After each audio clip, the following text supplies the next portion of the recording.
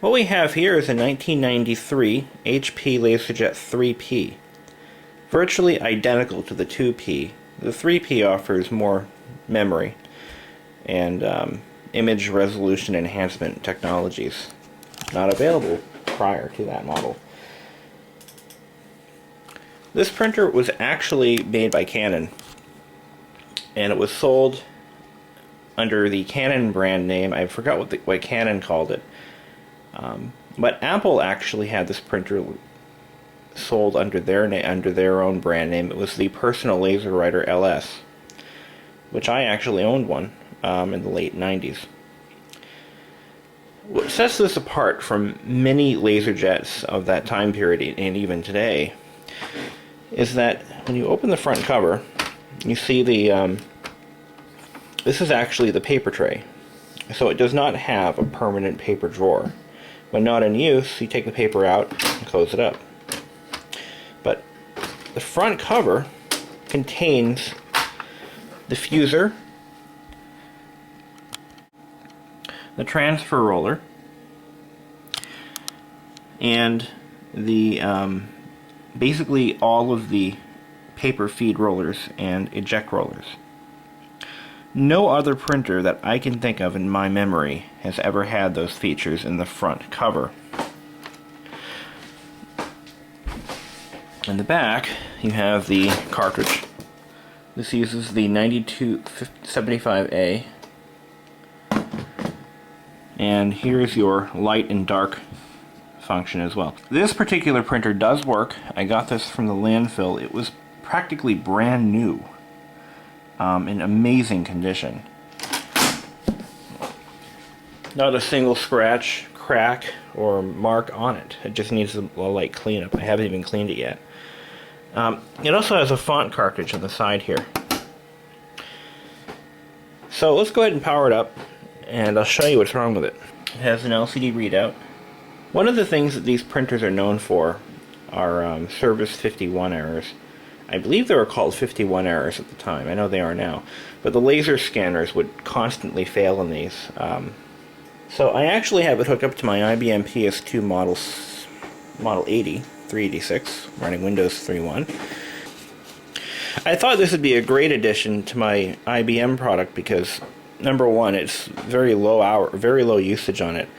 And number two, it's from about that same era, so it kind of works. What we're going to do is take it offline, and we're going to run a test page through it. I'm trying to remember how to do that. There we go. Alt, Enter. This allows you to change the output path from the tray on the top to the front.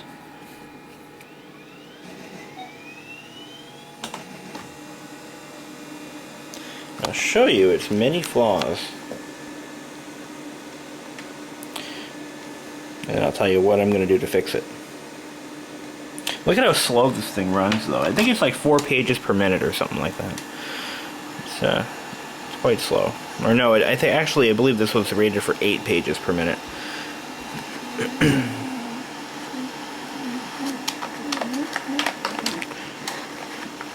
So the exit rollers are slipping. And now it's feeding 2 sheets at once. But it does work. Poorly. But it works. Firmware date code is 1990-928. Oh, wow. Over 21 years ago. But yeah, this is what it's doing. Okay. And it wrinkles the page as it exits. So, a couple of flaws here. And these are big ones. Well, minor, actually. The exit rollers, which feed the paper through the top, have completely disintegrated, or they're in the process of. If you put your finger down on it, hold it for a second, and pull your finger back up, it takes about... See, it still hasn't retained its shape. They're moldable like putty. What happens is, over time, the foam rubber breaks down, and it loses its shape. It loses its elasticity. And eventually these rollers, and luckily this hasn't happened, but they will turn to like a mush-like substance, and they get stuck on everything. Luckily this one hasn't reached that point quite yet. That is a serious problem.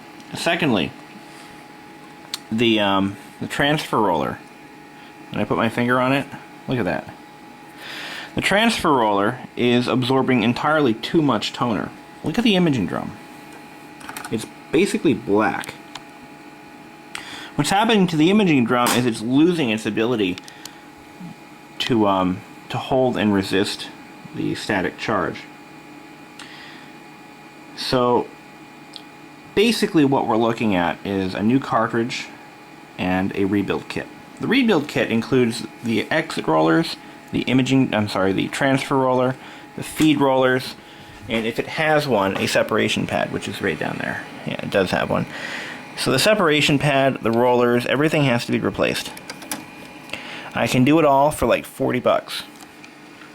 I'm going to do it simply because this printer only has 7,408 pages printed on it in 20 years.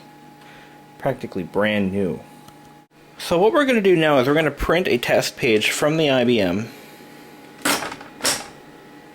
and we're going to see how it comes out.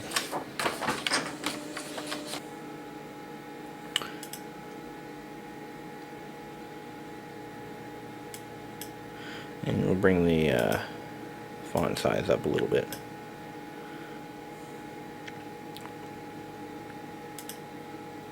There we go. Perfect. So now, hey, where'd it go? Oh, there it is. Alright. Print. And we're printing over a parallel cable. Here we go.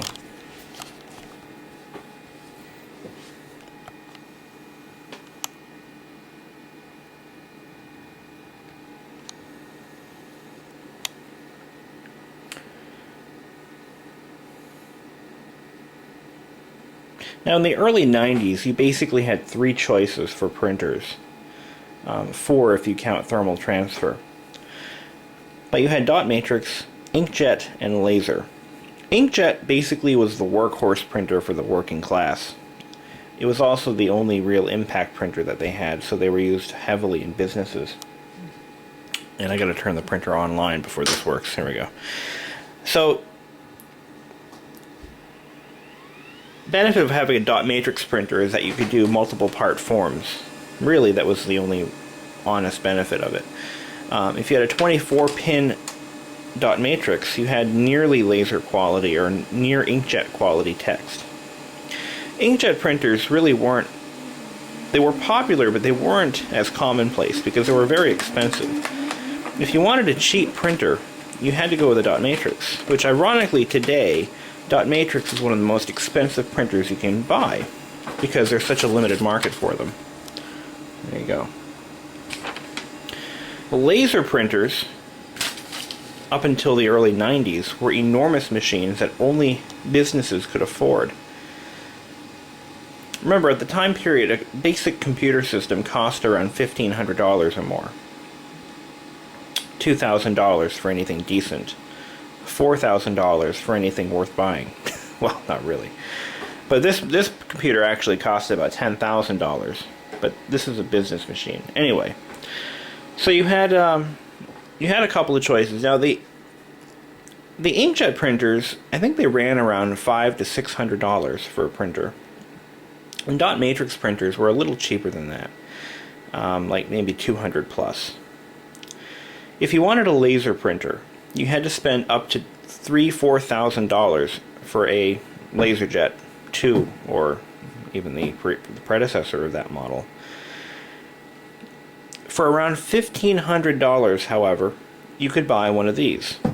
This is the world's first affordable laser printer, which is what makes it extra special, because after this printer came out, consumers started being able to afford printers. I mean, they were still very expensive, but they produced better text quality than any inkjet at the time. You've got to remember, inkjet printers in the early 90s just plain sucked. They clogged. The ink was expensive. You know, they were messy. They leaked. I mean, they really weren't great printers. And text was good, but not perfect. If you wanted razor sharp text, the only way to get it was through a laser printer. And at $1,500, this was about the only affordable printer out there. And if you owned an Apple, it was one of the best printers you could have bought, if you had the Personal LaserWriter LS. So, laser printers also had a longer lifespan. You could get easily, you know, 50,000 pages out of a laser, out of one of these early models. You know, to be honest with you, when I was in high school, we had LaserWriter 2s. They were actually the Apple LaserWriter. I forgot what the exact model was, but they were based on the LaserJet 2s, and those had well over 100,000 pages on them, and they needed new rollers at that point.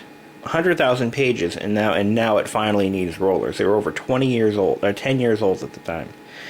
So I guess my point is this. I mean, these printers were, you know, these were like the, what would I compare them to? They were the most common printers around. I really don't have a lot to say about them. Yeah, just put it simple like that. But that's basically all I got. So, anyway, I'm going to go ahead and order a rebuild kit for it and a new cartridge. And I honestly don't know how old that cartridge is. It could be anywhere from, it could be 20 years old. And that's why I'm getting this kind of a shadow effect. Because, you know what I'm going to do? I'm going to do something different. I'm going to try to clean this. Just see what happens. What's the worst that could happen? Well, I did find out I just remembered there was another low-cost laser printer that was around in the early 90s and up until... Actually, they're still in production in one form or another. The Okidata LED printers. And Panasonic also had an LED printer. Those are not true laser printers. They do not have a laser beam. They actually use a bar of microscopic LEDs to produce an image. And basically they draw the image onto the imaging drum, which is this green thing in here. Which this one is definitely bad, but anyway. Yeah, this is a bad one. Look at that. They draw the image onto the imaging drum using a series of LEDs. Not a true laser printer though. Close, but no cigar. Notice how the input roller, the paper input roller, or pickup roller, sorry, is offset like this. Well, the reason for that, unlike today's printers, which are a little bit different, the paper would be queued up to about here as you put the paper in the tray. This roller would rotate, and the lobe section of it would pick up the paper and force it against the separation pad. It would then feed it into this roller here, which would pull the paper, or push it actually, until it hits, I believe until it hits the fuser right here, which would then pick it up and roll it through the exit rollers. So this is a common feature of the earlier LaserJet printers. The LaserJet 2 and 3 series only had one lobe, or one roller in the middle. And that roller would wear out quite frequently. This is a good example of, there's a good reason why they don't make them like this anymore. The 4000 series, specifically, I'm thinking of that one because that's the one I last worked on, has a system of rollers that can last up to 200,000 pages without a misfeed. The earlier cam set rollers were good for about 100,000 pages or less. So there's an example of when they actually had improved the design probably too much, because those newer printers would last almost indefinitely without a breakdown. Whereas these earlier ones, like this particular model, I think was only rated for about 50,000 pages total, and or maybe less. And LaserJet 2's about 100,000 per rebuild. So that's just from my own experience, from what I've actually seen. So there you go. What I noticed, however, and this could spell the death knell for this printer, but this separation pad here, which is actually it's not really a true separation pad. It forces the paper against the roller. The pad is worn out simply from age, and I can probably replace it with something else. I don't know what yet, but I might be able to fix that if it really is a problem. But this piece here, which is basically glued to a metal plate, does not come in the rebuild kits. I'm going to have to figure something out. If that's a problem, if it's not, I'm just going to ignore it. But I took another look at this cartridge, and I'm finding that there is no way this cartridge will ever work properly. And that may have loaded up the transfer roller. Remember, the transfer roller's job is to pick up whatever toner is deposited on the imaging drum and then transfer it to the paper. If the cartridge is feeding it a load of crap, it fills up with toner. I ran this under hot water just to see how bad it was, and there was a ton of toner on it. Now, you don't want to run these under hot water because that actually sets the toner. So this roller is junk at this point. It really has to be replaced with a brand new one.